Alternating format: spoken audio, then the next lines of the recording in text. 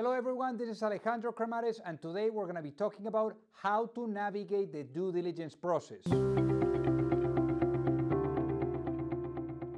So if you're looking to raise money, or if you're looking to get your company acquired, you're always going to have to go through the due diligence process once they have proposed to you the terms, either in a term sheet if you're looking for financing, or in a letter of intent if you're looking to get your company acquired. So with that being said, let's get into it. So in terms of graduating through the ranks, when it comes to the due diligence, at a pre-seed level, they're going to want to really do some due diligence on you, maybe like speak with people that have worked with you, things like that. At a pre-seed level, it's all about you. When you mature to a seed level, then they're going to want to see pitch decks, maybe any roadmap that you have. And again, it's all about the future and the possibility that you are presenting to them. When you go to a Series A level, at this point you already have some type of revenue and there's validation on your product market fit. So here they're going to want to take a look at the technology, at also the distribution that you have, maybe speak with some of your customers, maybe with some of your other investors, and perhaps with some of your employees. When you continue to graduate and you go to a Series B and beyond, it's going to be more of the same. But again, those are going to be areas where they're going to be focusing as a whole, which are going to be all about team, they're going to be all about your technology, and they're going to be all about your business. In terms of how to make the due diligence process a little bit easier, you never want to be the bottleneck. Essentially, what you want to do is, even before, let's say you think that you're going to be getting a term sheet, what you want to do is have all the due diligence already done up front.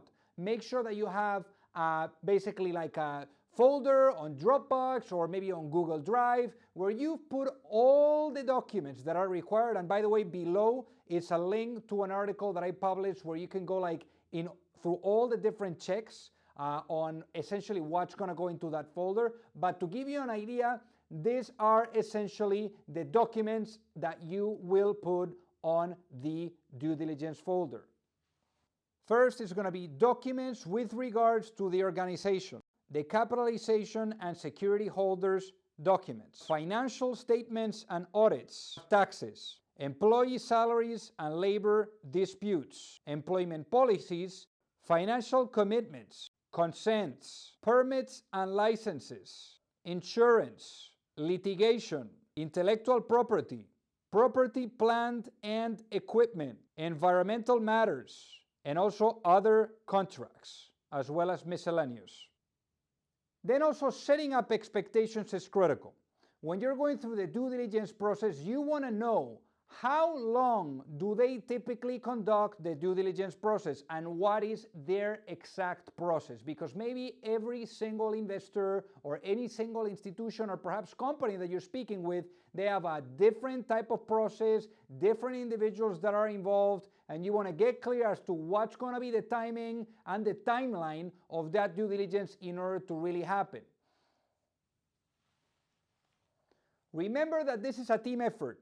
You're going to need at least one or two individuals of your team, and ideally you really supervising it if you're the CEO and the founder, essentially looking at all the different documents and everything that is said.